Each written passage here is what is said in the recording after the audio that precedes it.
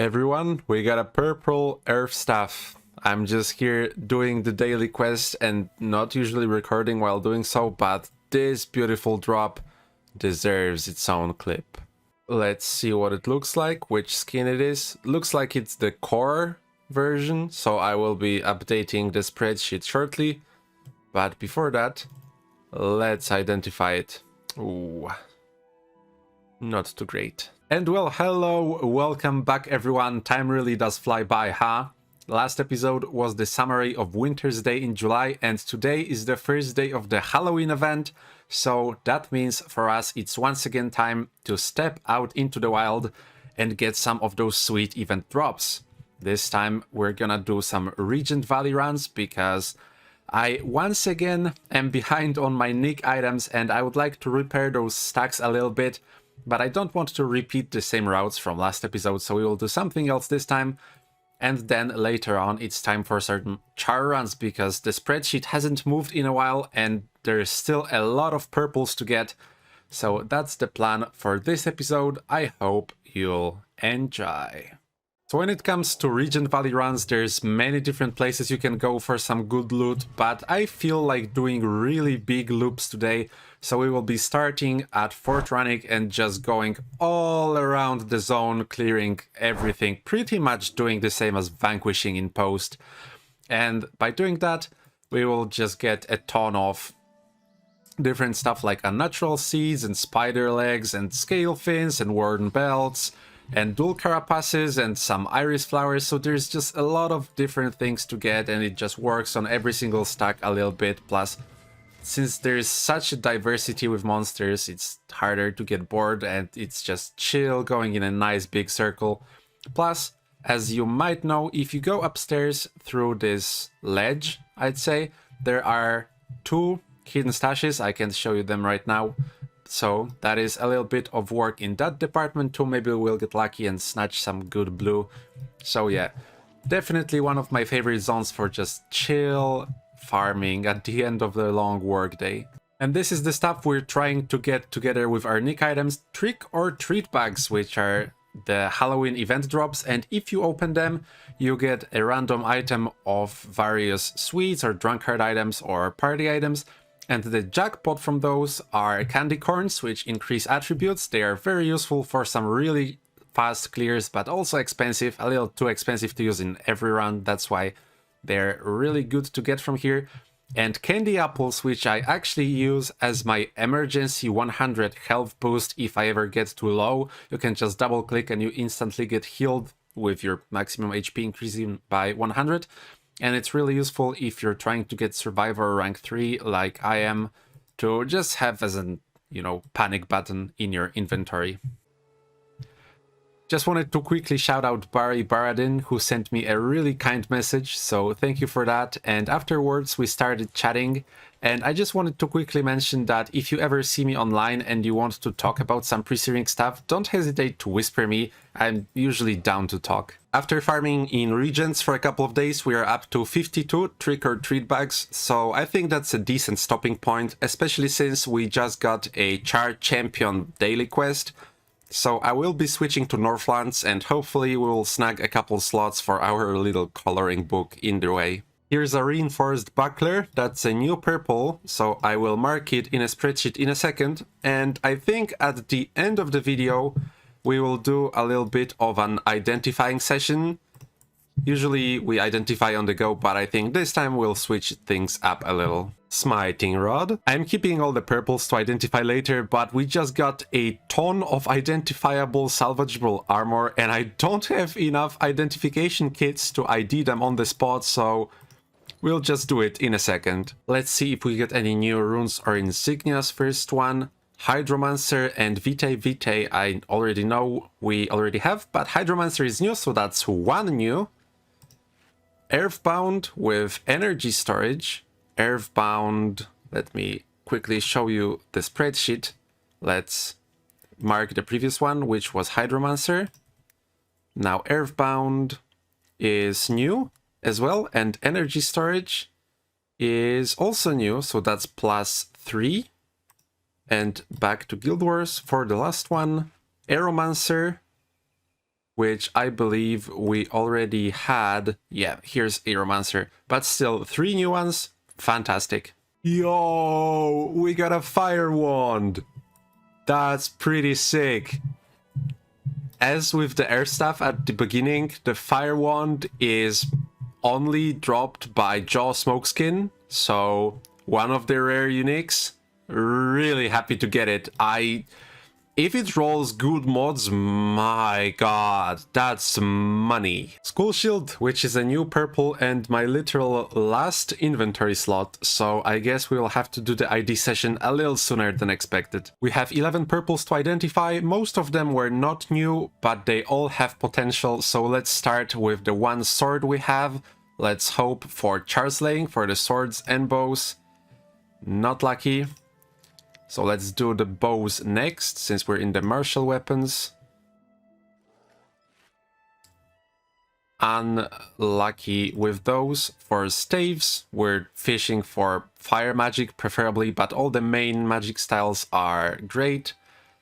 Halves casting time of protection prayers and +1 for healing prayers. Well, when it comes to protection prayers, this is an inherent with 18%, which is max, so that is a very interesting one.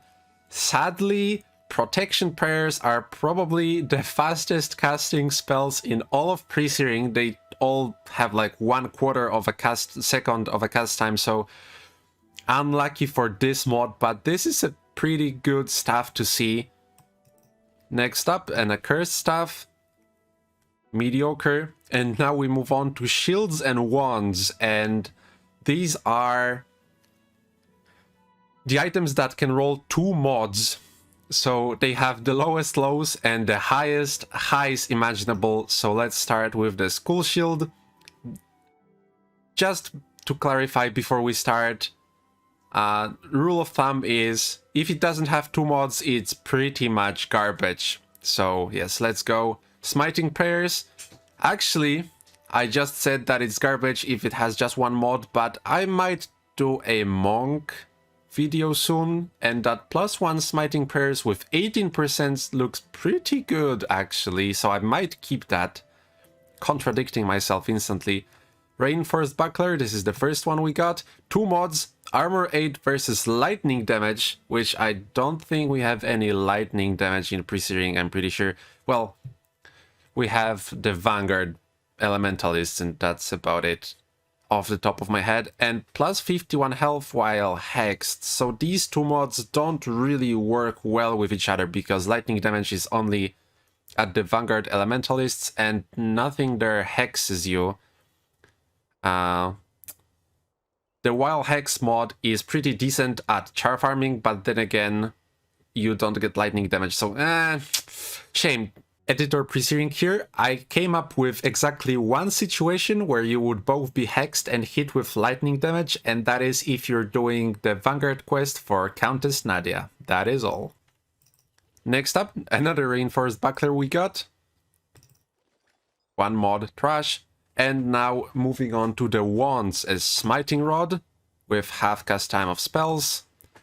Deadly Cesta, 2 mods, half cast time of spells and energy +3 with health below. Those are 2 pretty bad mods, sadly. And the last one, the Cream de la Creme, the Fire Wand. Don't disappoint me. And it did. RIP. But a good identify session. We got the +1 Smiting Prayers and this cool little stuff, so I might keep both of those items for the monk video in the future.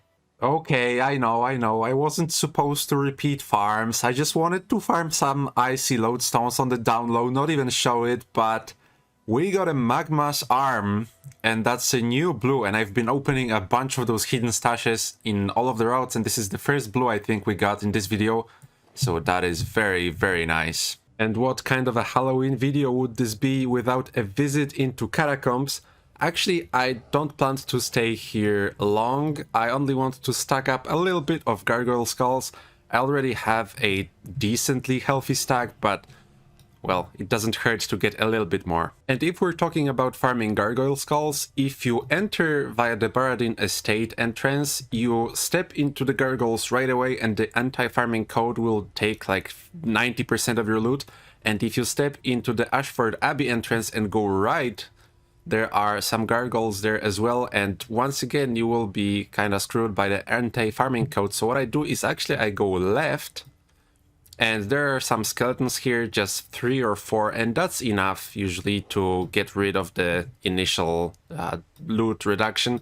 And then I use this hidden path here to go to gargoyles. After I started farming the Gargi boys, I took a look at my bugs and realized I, for some reason, need skeletal limbs. I was sure I'm good on those, but I guess not. So I started doing full clears of catacombs, and on top of that we have the Vanguard Undead quest. So it's this whole thing. Anyway, since we're here, I don't come here often. Let's get Skull River one time. Maybe we'll get lucky on some cool Cephis Axe or Dead Bow. And we got a Cephis Axe, but it's not a blue one. RIP. I might take a little break from Catacombs for Blazefiend Griefblade, but the Catacombs won't take a break from me. Here's a purple bone staff, which we didn't have on the spreadsheet.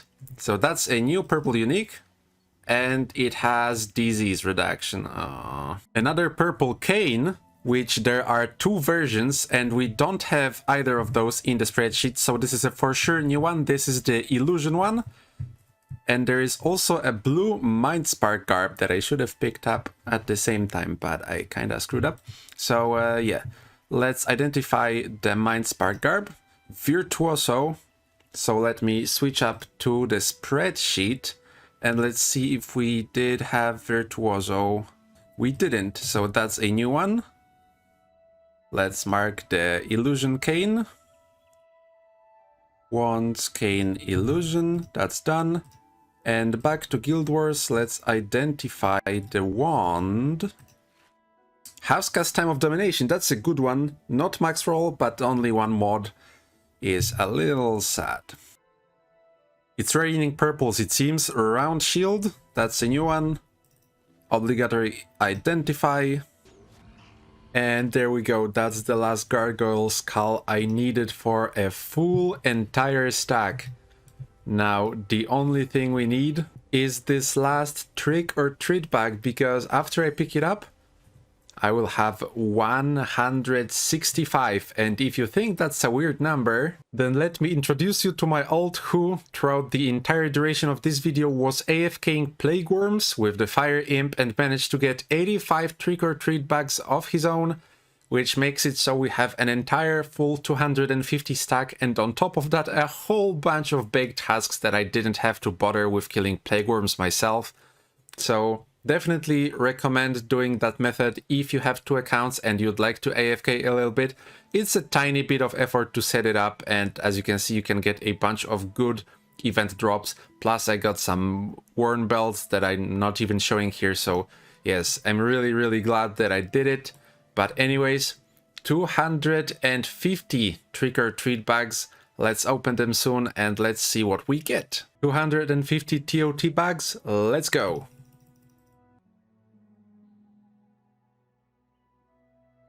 So I wanted to make a clean, nice looking montage of me opening all the bags, but right at the end my cat jumped on the keyboard unexpectedly and, well, moved the camera, so instead you'll have to make do with this clip of me opening the last bag. Anyways, here's the entire loot from 250 TOT bags. Vials of Absinthe and Witch's Brews are just drunkard points, and Ghost in the Boxes, Squash Serums and Transmogrifier Tonics are party items. But the stars of the show are here, the pumpkin cookies, which work as like double honeycombs, they give 10% morale boost, and candy apples and candy corn. These are the 2 items I was talking about earlier in the video. Candy apples give you plus 100 health and 10 energy, which I use to save myself if I ever get low, and candy corn increase your attributes, and I'm really glad we got a bunch of those. These are the most common items from tote bags, and honestly, I'm really glad they are because it's really good to have them. And now, maybe we can splurge a little in future episodes when we go to the Northlands, who knows. Anyways, that will be it for the video. It was really nice to get some tote bags, replenish my Nick supplies, and have a little bit of fun doing some routes that I don't do very often. So thank you everyone for watching, hopefully you enjoyed. I hope to see you in the next one. Goodbye.